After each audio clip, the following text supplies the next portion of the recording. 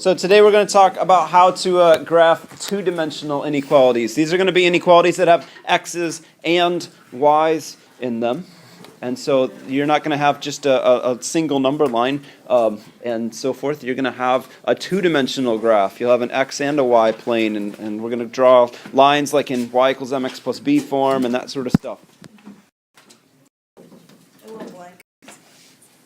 Inequalities can have two variables just as easily as they have one. And so one example might be 10x plus 5y is less than 200.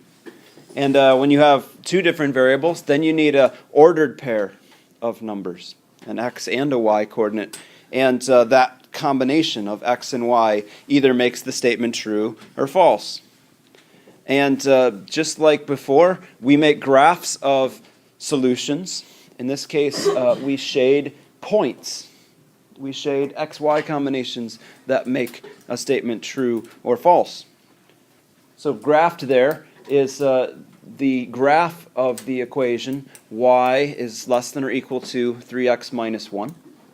And thought we should look at a handful of examples and just kind of show that the shaded ones are in fact solutions, things that make it true, and the points that aren't shaded aren't. So what's circled there in red is a particular test point, 0, 0. If I plug in a 0 for y and a 0 for x, the left-hand side is 0. The right-hand side, 3 times 0 is 0. Minus 1 is negative 1. And so, is 0 less than negative 1? No. Nope. So, that's why it's not shaded. It doesn't make it true, and 0, 0 is blank. It's close. They're almost equal, which is why 0, 0 is close to the boundary line.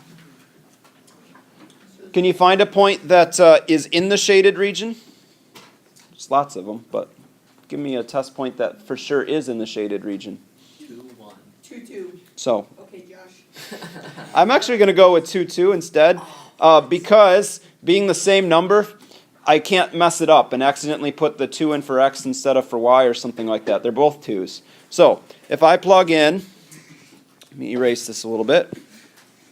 If I plug in a 2 for x and a 2 for y, I get 2, and on the other side, 2 times 3 is 6 minus 1.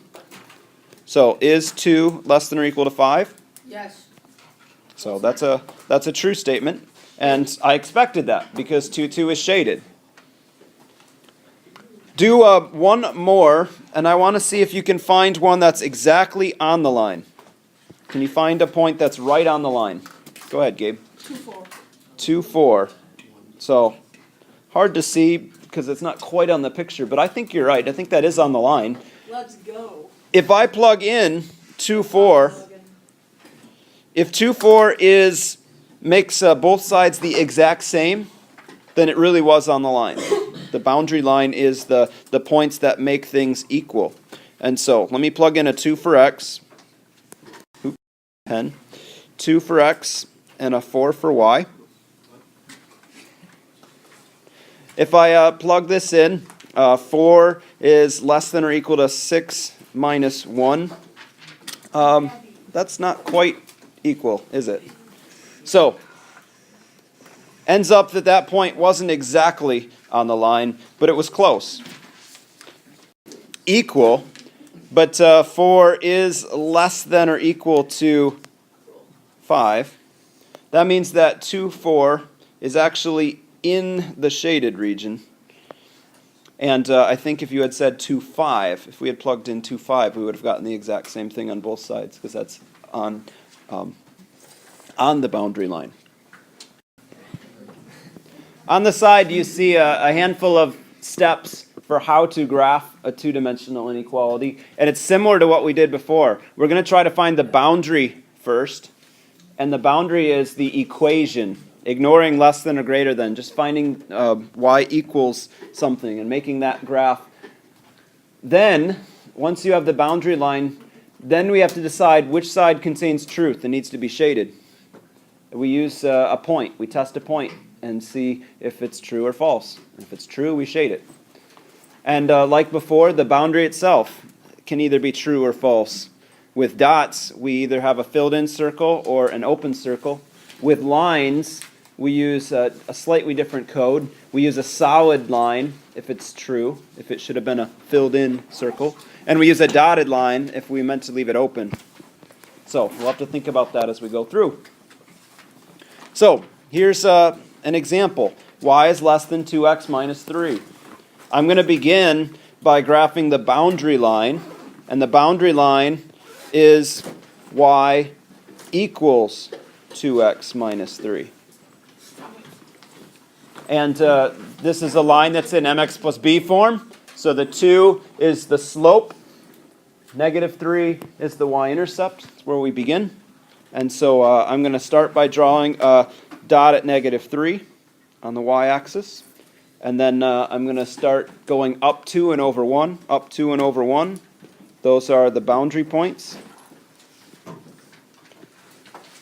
And if you're smart, you'll think before you draw in the line about step 3. Should this line be a solid line or a dotted line? What I mean by that is this boundary line true or false? Are these points, do they make the original equation true or false? These points make them false because there's not the or equal to allowed. And so if I'm smart, I'll think ahead of time and draw in a dotted line as my boundary.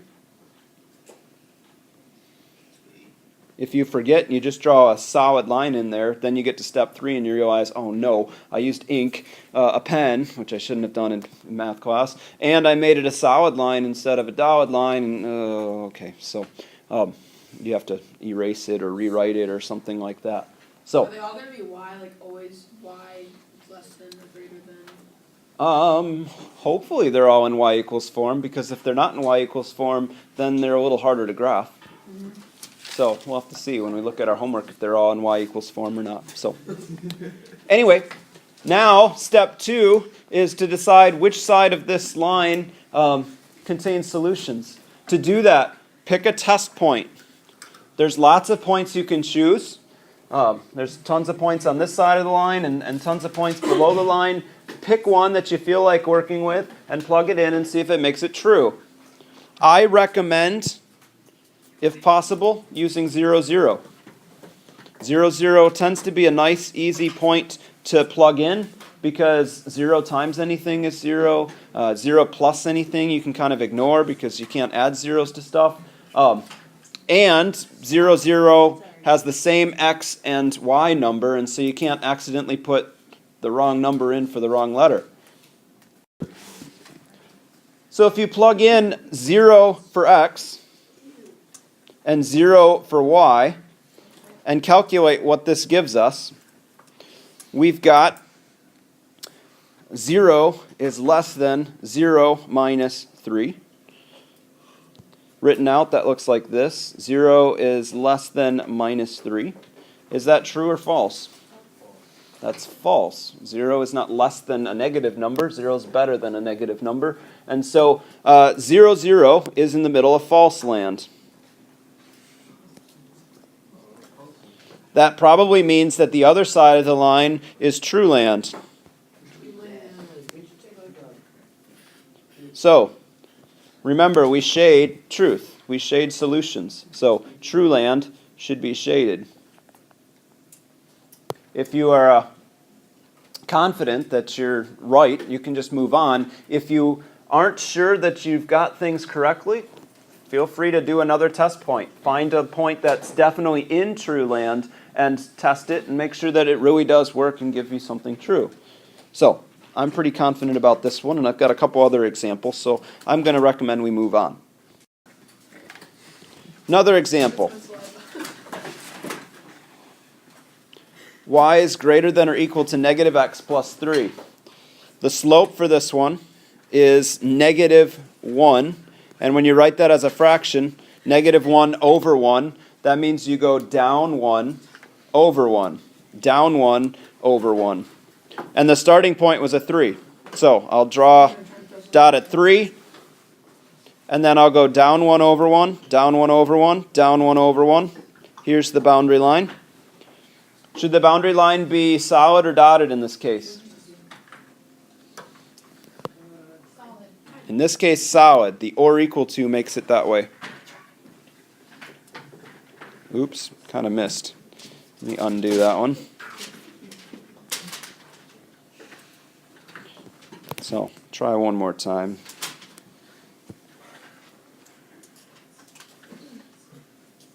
That's a little better. And now that I've got the boundary line drawn in, I need to decide which side of this line gets shaded. So, give me a test point. What do you want to use? 0, 0? All right. If I plug in 0 is greater than 0 plus 3. 0 is greater than 3. That's not true. 0 is less than 3. So, 0, 0 is in false land again. The other side should be true land. So, there's an example. That's about as good a shading job as I ever do on some of these problems. So, you don't need to necessarily color it in perfectly either. But at least it's obvious. It looks like a big watermelon. Oh, Gabe, you asked, are they all in y equals form? Nope, this one ain't. So, 2x plus y is greater than 6. So, if you want to think in terms of y equals form, which is pretty natural, turning this one into y equals form would probably be a good idea. And so your suggestion of subtracting 2x is pretty good. Subtracting 2x's from both sides gives us a different inequality. Y is greater than negative 2x plus 6. One thing you do have to keep in mind is maybe I need to flip the symbol, or maybe I don't. So in this case, I subtracted, so I don't flip the symbol. But when you are reworking an inequality, you might end up dividing by a negative number or multiplying by a negative number to get rid of a fraction or something, in which case you'd have to flip the symbol. But now it's in y equals mx plus b form and isn't too hard to make a graph of. 6 is our starting point. Negative 2 is our slope, so we go down 2 over 1, down 2 over 1. And we've got a graph that looks like this. And when you have your boundary line in place, pick a test point to use. 0, 0. Sure, 0, 0 is a nice candidate to use. You can use 0, 0 in either the original inequality or your rewritten one, and it should be consistent. It should be true in both or false in both. I like to go back to the original because maybe I made a mistake in rewriting, maybe I should have flipped and I didn't, or whatever. So I'm going to suggest we go back to the original problem and plug in a 0, 0. And we have 0 plus 0 on one side is greater than 6. Is 0 greater than 6? Nope. 0, 0 is in false land. 0, 0 is not always in false land. It just so happened to happen 3 times in a row. So don't just assume that that's always the case. Anyway, 0, 0 made it false. I'm going to test a point on the other side of the boundary line, close to the boundary line, because I expect that to be just barely true. So let's test 0, 7. Just barely above the line. Should just barely make this equation true. 0 for x, 7 for y. That's 2 times 0 is 0, plus 7 is 7. 7 is greater than 6 is true, and it's just barely true. And so it makes sense. It is in true land, but pretty close to the boundary line. One issue I have here is I didn't think about it at the time, but I drew my boundary line in, and it was supposed to be dotted. It's supposed to be dotted because points on the boundary line are not allowed. They don't make it true. So I'll come in with my eraser, and of course, on the in this program, my eraser doesn't work. So maybe I'll come in with a whiteout. Sweet. See if this will work. Do you call it whiteout on a tablet? Sure. There we go. It worked. Well, I guess it does. There. Now it's a dotted line. So Last thing that you might be asked to do sometime is to take a graph that's been given to you and write an inequality from it. So here's an example of a graph that's already here. And if I want to write an an inequality for this graph, the first step I'm going to do is find the boundary line and write it in y equals mx plus b form. And then instead of an equals, you'll have to replace that equals with either a less than, a greater than, a less than or equal to, or a greater than or equal to in order to make the shading correct. So this particular graph is not the clearest graph to see, but I think I can see the y-intercept. Oh, I could have seen the y-intercept until I got it so... there we go. Let's use a skinnier marker. There. So I think the y-intercept there is -5, looks like. So y equals blank x plus blank, the b value is -5. And then the slope of this is a little challenging to see.